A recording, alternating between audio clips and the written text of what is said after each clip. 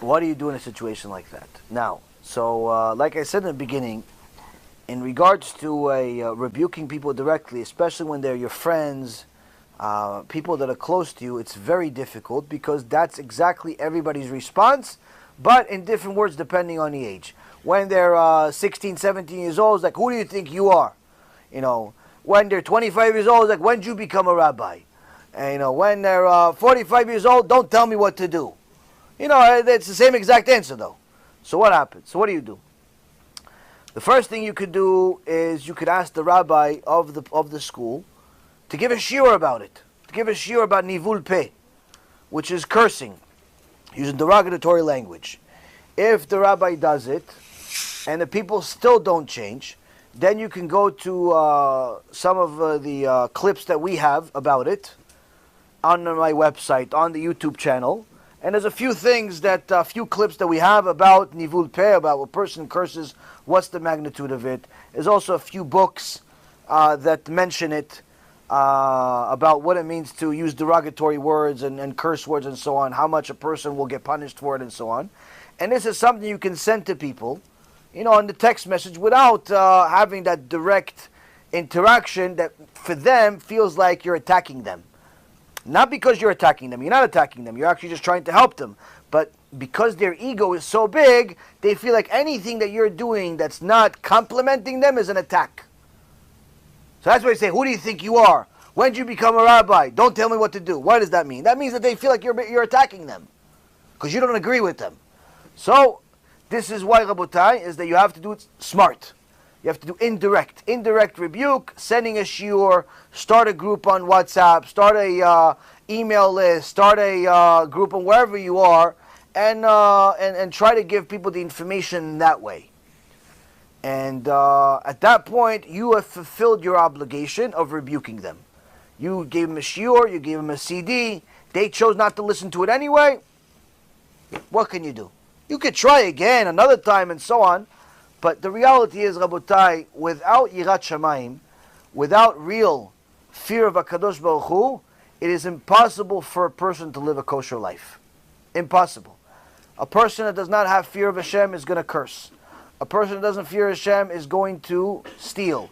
He's going to cheat. He's going to lie. He's going to do the worst crimes in the world. So much so that the Gemara says, if you know that a person does not have fear of heaven, doesn't have fear of Hashem, you're not allowed to be in a room alone with him or alone with her. So Gemara says, why? He says, maybe he'll kill you. Maybe he'll kill you. Where do we learn it from? We learn it from Avraham Avinu. Avraham Avinu gets his wife Sarah kidnapped by the people of Avimelech. Then Avimelech gets rebuked by Hashem. Apparently, he had a major merit for Hashem to speak to him, and Hashem says, you know, you are about to be with the prophet's, one of my prophet's wife. But Avimelech says, I didn't know. He told me she's his sister. Hashem says, I know you didn't know. That's why I didn't kill you. But if you touch her, I'm going to kill you. So the next day, Avimelech comes to Avraham Avinu. He says to him, how come you didn't tell me that she's your wife? Why'd you lie to me? Why'd you tell me that she's your sister? So Avraham Avinu gives us a lesson of all lessons. He says, I saw that the people here have no fear of Hashem and they would kill me over my wife.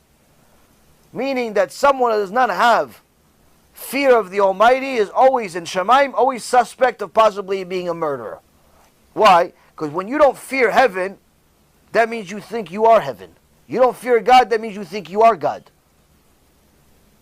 Somebody has to be God. If you're not afraid of God, then you think you are the ruler, you're the creator, you're everything. Like Paro. So if you think you're the ruler, you're the creator, you're in charge of everything, the second somebody's going to cross you, the second somebody's going to do something that you don't like, you're going to take things into your own hands. Because you have no fear that Hashem is going to punish you. So that's why, Rabotai, fear of heaven is the ultimate connection to Hashem at the beginning of everything. You could obviously get to loving Hashem and so on, but there's no such thing as loving Hashem without fearing Him also. Now, when a person understands this, he'll also understand why the people in his life act a certain way. You'll always see that the people that cheat, that lie, that curse, that act like animals, that make fun of the Torah, you're always going to see these people don't have an ounce, not a 1% fear of Hashem. A person like that, you cannot help him without first telling him he has a reason to be afraid. He has to learn how to be afraid of Hashem. If he's not afraid of Hashem, there's nothing. If he doesn't want to hear scary stuff, doesn't want to hear about what happens if you sin, a person like that you can't help. It's like a corpse. So that's why you have to try to get them to learn more and more about that. Send them to shulim little by little. Hopefully some of them are going to change. You're never going to get everybody, but hopefully over time you're going to get some of them.